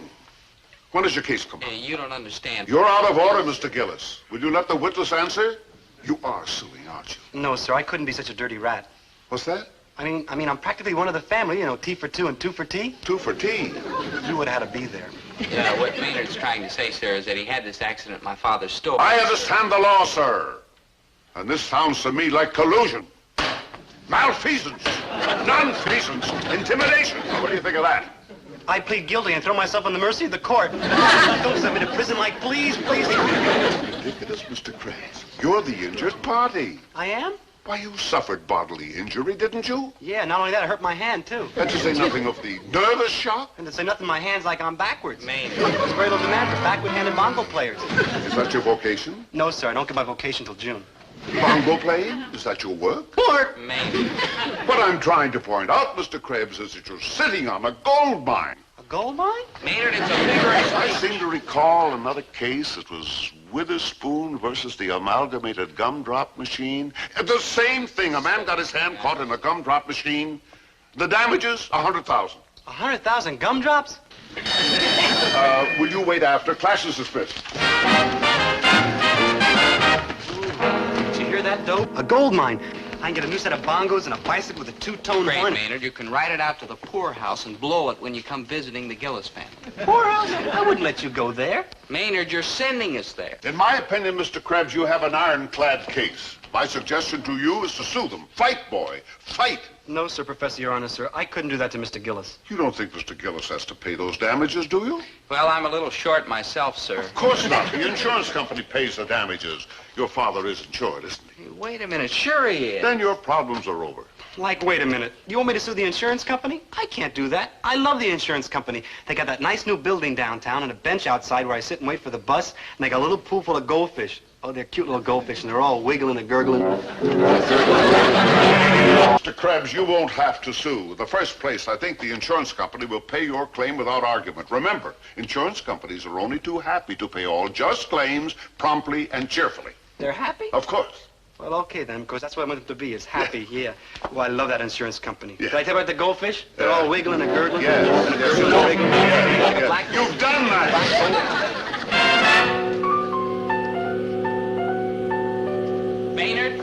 Maynard, where you been? We're due at the insurance. I had to stop off the drugstore to get these, like, supplies. Will you help me tie this up, please? I would not. Do you know what that is? Fraud. No, it isn't. It's just a sneaky trick to get more money out of that insurance company. Boy, we're really going to gouge him, huh? Really sock it to him, huh, Dobe? We are not. We're going up there and present an honest case and get an honest settlement, like honest gentlemen. Well, would it be okay when we're up there I give like an honest groan once in a while? Well, I don't know. I suppose it'd be all right as long as it's honest and manly and not too loud. That's just what it'll be, Dobe. Honest and manly, and you'll barely hear it. Like John Wayne when he's got an arrow in his shoulder. He'd rather die than have Chill Wills think he's chicken. Well, as long as it doesn't sound phony. Let's hear it. Oh! No good, Maynard. If you can't do any better than that, forget it. I got a lot more, Dobe. I got a lot more. Listen. Ow! Ooh. When I get to one you like, stop me. Ow! Maynard, that's it. That's just right. Maynard, that's it. That's it. You can stop now. Maynard, what's the matter with you? You're standing on my foot. Excuse me, Maynard. Come on. Now, where was I, Miss Jones? Dear Mr. Johnson, it is people like you who are driving the insurance companies out of business. 3 accidents in the last year is a disgraceful record. Even though you are a lion tamer. We are rejecting your latest claim on the grounds that you're a clumsy oaf, a careless nitwit, and an accident-prone chowderhead. Sign that warmest regard. Yes. Oh, and there's Mr. Krebs due in a few minutes. Oh, yes, well, that's the Gillis claim. That sounds legitimate, thank goodness. You get them started, I'll be right back. Good afternoon. My name's Gillis, and this is Mr. Krebs. We're in a big hurry, and Mr. Krebs...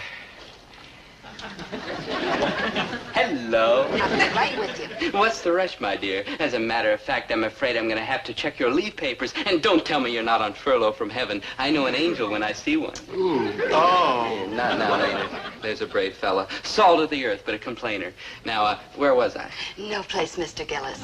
Excuse me, I have to get Mr. Krebs' accident record. Oh, just a moment. If you want to get a record of his accidents, I'm the one you want to talk to. Of course, it may take days, even weeks, perhaps months. Mr. Krebs has had a lot of accidents? A lot of accidents. Yeah, have I had a lot of accidents? He's had so many accidents, they get mixed up in his mind. You should excuse the expression. Fortunately, due to a steel trap memory, I can help you. Accident by accident. All right, Miss Jones. I was just explaining to this lovely young lady. Yes, I heard. With a line like that, you should have been able to land a whale. I'm Waysack, chief attorney for the insurance company. How do you do? Yeah. Well, take notes, Miss Jones. I think we can dispose of this case very quickly. Like crazy, because I got a sale on bongo drums and bicycles with 2-tone horns, and if I could... Oh, I see, Mr. Krebs. Well, I'm interested in hearing your history of accidents. You're, like, interested in accidents? Yes, accidents are my business. Like the sculptor Thrills at Rodin's The Thinker, the painter at the Mona Lisa. I am moved by the sprained ankle, the mashed thumb. I don't even count little bitty ones like that. What do you count? Oh, like when I slip on the streetcar tracks. Oh, you slip on streetcar tracks, do you? Yeah, or I'll fall down manholes or get my beard caught in the pressure cooker. Beard caught in the pressure cooker? Yeah. Maynard, all Mr. Waysack wants to do is hear about your accident so he can give you the money. Oh, yeah, the money. I like forgot. Ooh. You see, Mr. Waysack, Maynard, enough. The pain. Came on rather suddenly, didn't it? Well, it comes and goes like alternating currents. Yeah, but it's something that $5 million wouldn't cure. Oh, you'd settle for $5 million, would you? Well, I ain't saying yes and I ain't saying no. Well, what are you saying? I ain't saying. You know what I'm saying, Mr. Krebs? Like alternating current, you've come, and like alternating current, you go. Both of you. Go. Farewell. Auf Wiedersehen. Au revoir. But we haven't got the money. Exactly. Sayonara. You mean no $5 million? No 5 cents. We're fighting this claim on the grounds that you're accident prone. You'll hear from our attorneys about this. Not only that, we might even sue. We might even... Do me a favor, will you? Take some heartfelt advice and don't. You seem like a nice, if unfortunate, young man. Our attorneys will clobber you. They'll cut you to pieces. Oh, yeah? Well, we'll see you in court. And that goes like double.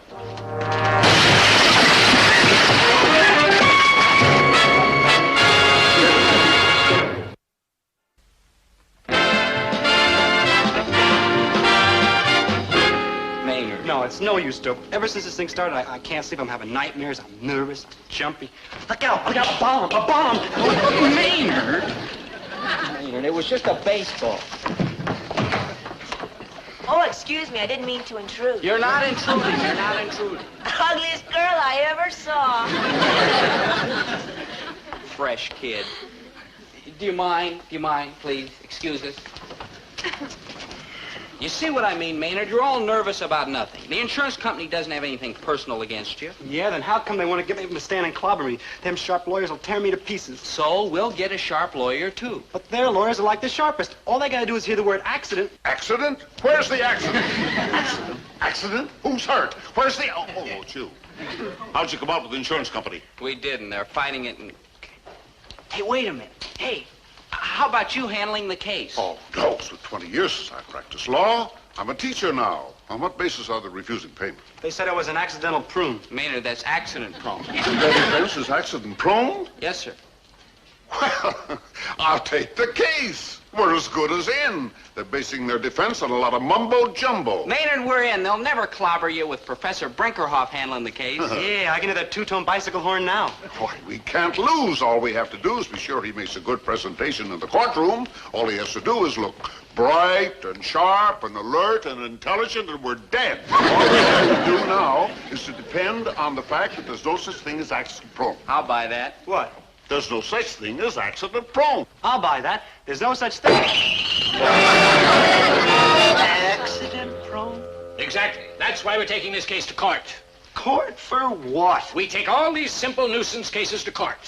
Well, I'd be the first one to agree that Maynard's pretty simple and he's also a nuisance, but why make a federal case out of it? Because it's my duty as an employee and a loyal American to fight these unwarranted claims. I don't care. He is a sweet, lovable, warm-hearted kid. So he got his hand caught in the gum machine. How much is it going to cost you for a little sprain? How much? I'll tell you how much it's going to cost. Let me see now here. Sprain, elbow, ankle, shoulder. Oh, here we are. Sprained wrist. All right, how much? Oh, it'll run into a lot of money, Gillis. No, cheapskate. Oh, this Krebs is a clumsy oaf and he doesn't deserve a cent. Money doesn't grow on trees, you know. He is a sweet, lovable, warm-hearted kid, and he ought to get a chunk of dough. Well, why don't you give it to him, then? Me? Money don't grow on trees. You were just saying that we were a bunch of cheapskates. Now, listen, Buster. How much would it cost me to give you a punch right in the nose? Just a minute. Pinch, punch. Oh, here we are. Punch in the nose. Were you planning to blacken both eyes? What's that got to do with it? We're running a special. I'll see you in court tomorrow morning at 9 o'clock. You're darn tootin' you will, because I intend to be there and see that Maynard gets everything that's coming to him. Well, the trial started at 9 sharp, and by 9:01, things weren't looking too red-hot for Maynard. Now, as I understand it, you're the local druggist, Mr. Fortescue. I was. Retired last week. Retired on what? On the money I made selling bandages and iodine to Maynard G. Krebs then. More accidents than any kid I ever saw. That was bad enough, but it got worse when they called in this representative from the Red Cross. Yes, we on the Executive Council of the Red Cross have long been aware of the existence of Maynard G. Krebs. In fact, and I don't think I'm speaking prematurely, we are seriously considering declaring him a permanent disaster area. And then to make it worse, they called on our old high school physical education teacher. That really hurt. Coach, we'd like to find out something about the physical coordination of Maynard G. Krebs. Coordination? What I want to know is, how did Maynard make out on the athletic field? Well, that's kind of hard to say, because in 4 years, Maynard never got as far as the athletic field. He always managed to slip and fall down in the locker room. Your Honor, it seems quite clear that Maynard G. Krebs is not entitled to any damages on the grounds that he is obviously guilty of gross contributory negligence. He is absolutely uncoordinated and completely accident-prone. He slips, falls, trips, and breaks things constantly. We rest our case. I'm sorry about all this hullabaloo, Maynard. If I had my way, they'd just pay you off and forget the whole thing. You're all heart, Mr. G. Well, you're a pretty sweet, lovable, warm-hearted kid yourself, and I'm not going to sit here while they clobber you. Well, where are you going to sit while they clobber me? I could, sit here because I got to go up there and be a witness. Maynard, the word is witness, but you may be right. Now, listen, this is the way we're going to handle it. While you're up there telling your story, I'm going to be down here agreeing. But you're supposed to be on the insurance company's side. That's just it. I'm supposed to be on the insurance company's side, but when that judge hears me agreeing with everything you say, he's got to know you're on the up and up, and Give you every penny that's coming to you. You're like a real human being, Mr. G. May it please the court. The first witness I would like to call is the plaintiff, Mr. Maynard G. Krebs. Will you take the stand, please? Witness is sworn. You may proceed. Now, Your Honor, I intend to prove that everything my friend, the learned counselor, has said is a lot of hogwash. I will prove that Maynard G. Krebs, the plaintiff, is utterly blameless in this matter and should be awarded the full amount of damages. Now, Mr. Krebs, will you describe what happened on the morning in question? I went into Mr. Gillis's grocery store and put a penny in the gum machine. That's right. That's just what he did. And what was the condition of the gum machine? It was like busted. That's right. It was busted. Couldn't get the gum out. And will you describe the condition of Mr. Gillis's grocery store? No offense, but it's like a death trap. That's right. It's just like a... What did he say? Would you care to elaborate on that statement? I mean, it's like a sloppy mess, and things are always like falling down on people, and the floors are scrounged, and plaster's like flaking off the wall. Now, just a darn minute. Order in the court. Just a darn doggone minute, Maynard. Order. Man, every time a customer goes in there, he's like taking his life in his hands. It's like a real mess. Your Honor, are you gonna let this... Order in the court. Mr. Gillis, I warn you. Go ahead. Now, when you placed your hand in the gum machine, did Mr. Gillis at any time inform you or warned you that this was dangerous? No, he just... Warn him? How did I know what he was up to? He's practically nothing but a shoplifter around the place anyway. Mr. Gillis. All he does is bum food and break things, and what right has he got to sue for a lot of money? He just runs around in an old dirty T-shirt and plays the bongo. That's exactly my point, Your Honor. When the only pleasure that a pathetic creature like the plaintiff can look forward to in life is playing the bongo. And when he's injured, what's left? Therefore, I urge that the court award him substantial damages. We rest our case. Very well.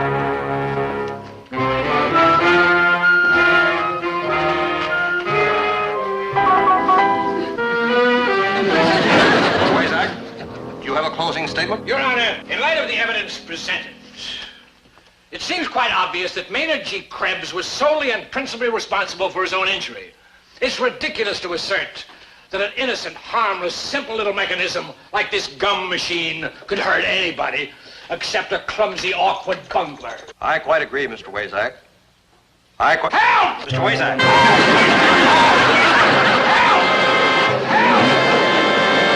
Order in the court! Order in the court! Order! Very well. Now, in view of the testimony, I find for the plaintiff, Maynard G. Krebs.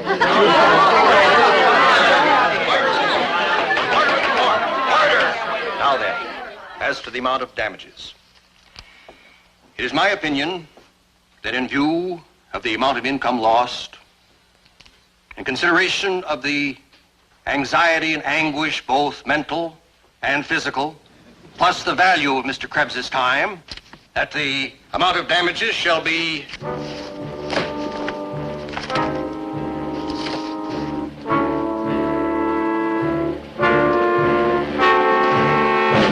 damages shall be exactly $1.65. Oh, I'm rich, like 30 your judgeship. You're just like a third daddy.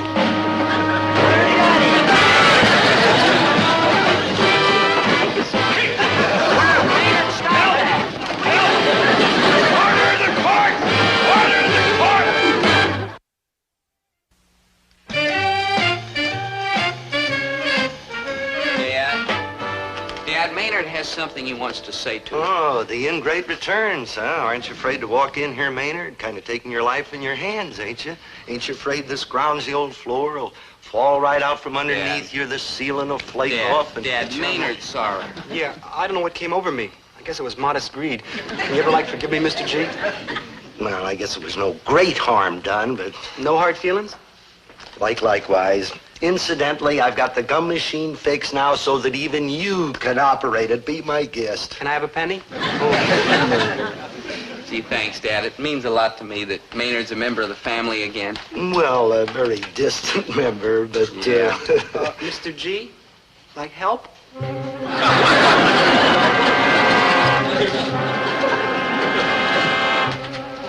Oh, no, Mr. G. No, Mr. G, no.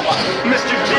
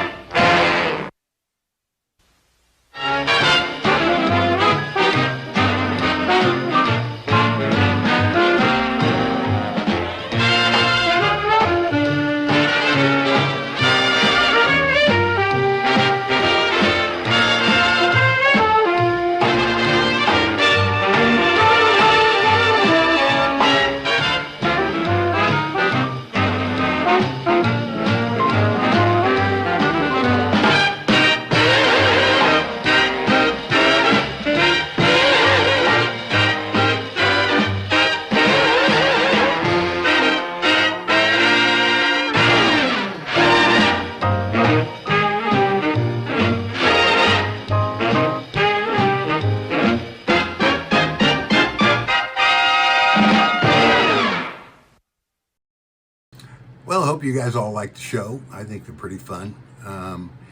The trivia question was, Dobie's math teacher in the show was one of the more recognizable faces ever on TV. What was his name? And the math teacher's name in the show is William Schallert. I'm sure you all recognize him. But anyway, that's it for tonight, and I appreciate you guys coming, and see you next time. Thanks.